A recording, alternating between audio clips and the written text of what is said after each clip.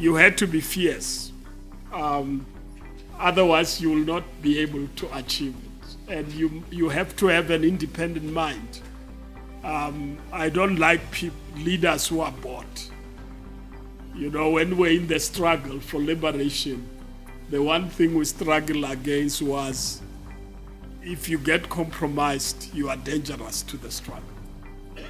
And if you get corrupted, you are bought because you must serve other interests other than what your office intends you to serve. So you must be fiercely independent and robust force for good, tackling complex, very intractable issues, especially those that are not popular. I like that. But in government, you don't always do popular things.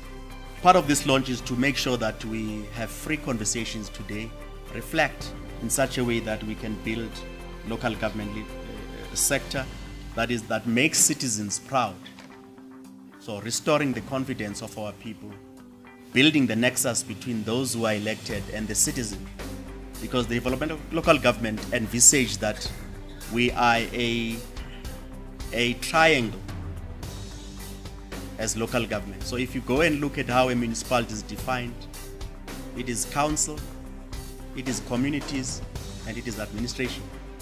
So when that umbilical cord between citizens that elected us and us as council is severely strained, we see a lot of manifestations of problems. So we need to find ways creatively of building leadership that can strengthen that part of the bond that continues to challenge all of us. So it is important that we continue to build leadership that will be able to really, truly imbibe and reflect the values of Nelson Mandela that brings us in this centenary year of his life. It is the place of people like Reverend Frank Chikane, with the insights that he has in how communities used to work and what they aspired to. It is for them to come and remind us of the values that drove the people back then, the programs that they embarked upon, and the kind of South Africa they wanted to build. But also, if we want vibrant communities, if we want successful communities, we need everyone on board. We need all hands on deck. Historical advantage, historically disadvantaged. Men, women, children, and older people. And Nelson Mandela understood that. United, we're going to rise, and divided, we're going to fall. He knew, though, that we were not a peaceful nation yet. What he needed was a basis to build on, because he needed everyone to buy into this new journey, because otherwise then you stop fighting for moving forward and you start fighting little skirmishes.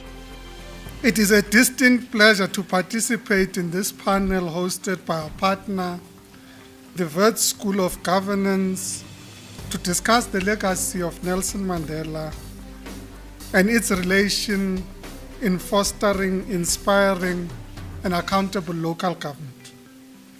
As you would surely agree, seeking to exactly emulate the legacy of this noteworthy statesman is a rather tall order.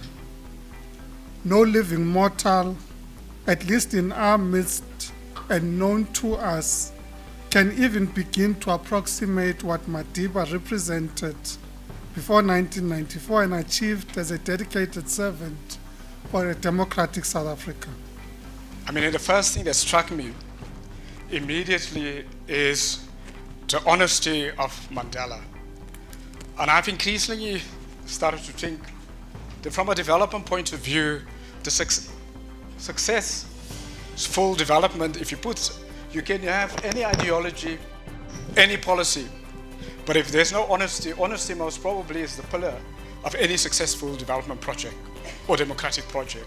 I mean, if you really look for the last 100 years and you look at the successful developmental projects and a successful economic industrialization projects, and you can go across the ideological spectrum. It doesn't matter what it is on the left or it's on the right.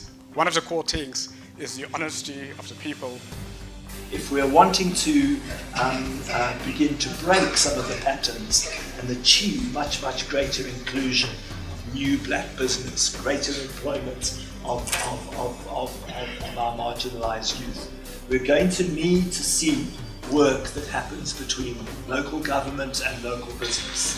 We're going to need to see collaboration between local government, between provincial government, between national government, so that we achieve increasing coherence between those various different levels of policy making. We also have to understand how our economy is embedded in a global economy. What ways are there in which we can see particular currents and opportunities in the global economy? So for us as the Audit Office, the starting point towards an accountable, effective and efficient local government for the benefit of future generations begins with leadership. Leadership that takes firm decisions to address accountability failures in local government.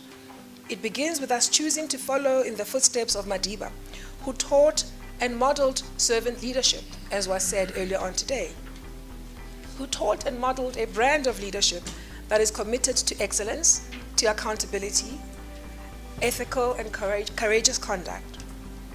It is that which our sector calls out today. As Madiba said, the world is in dire need of great leaders, ones who inspire people not through words, but by serving them. Yes, he said, the cutting edge is the old-fashioned idea of leadership through service.